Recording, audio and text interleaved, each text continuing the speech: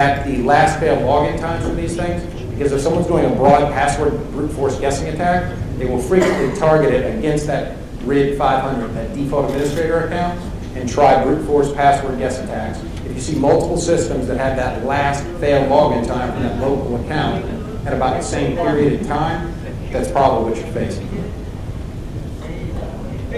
So once you've looked at this, you've identified, okay, this is the malware, this is what the malware does, this is the network indicators, these are my host-based indicators. It drops the following registry keys. It puts the following pieces of malware in the following locations. Now you've got heuristics you can use. You now start expanding the scope, looking for other systems on your network that are owned. You can use a manual process where you just fire off something to your network defenders and say, everybody go look at this particular folder for this particular file name, if it's there, file or flare, the IT security routine run. Or you can use something a little more sophisticated like an enterprise forensics tool. The major computer forensics vendors, Access Data and Guidance Software, both develop and use an enterprise model where you actually can run a servlet or a little applet on every computer in your enterprise, and your IT security team can sit in one place, put in the MD5 hash of malware, put in the name of the file in a specific location, sweep the entire enterprise, and every machine that matches that search criteria will raise an alarm, and you can actually do the imaging of the systems live across the wire. So there are a variety of different tools. I think the Guidance Software tool is probably the leader of this at this point. All right, so that's it. I think we're right on time. I do appreciate everybody showing up last hour.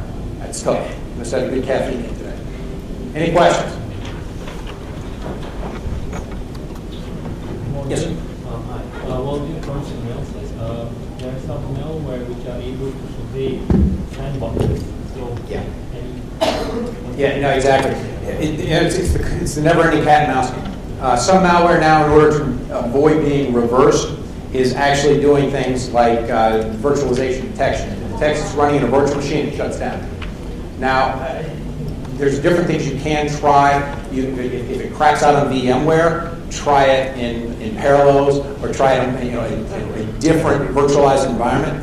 Also, the Norman sandbox products, so these sandbox products that just actually run at sort of a hardware level.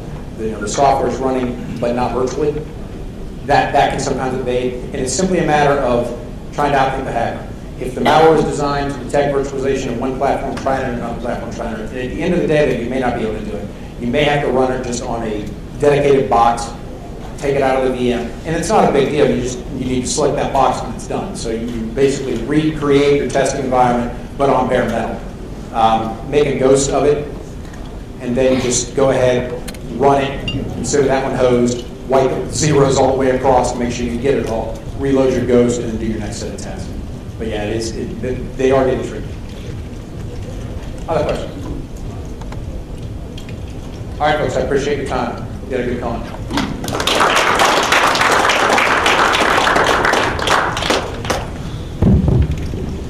Thank you, everybody.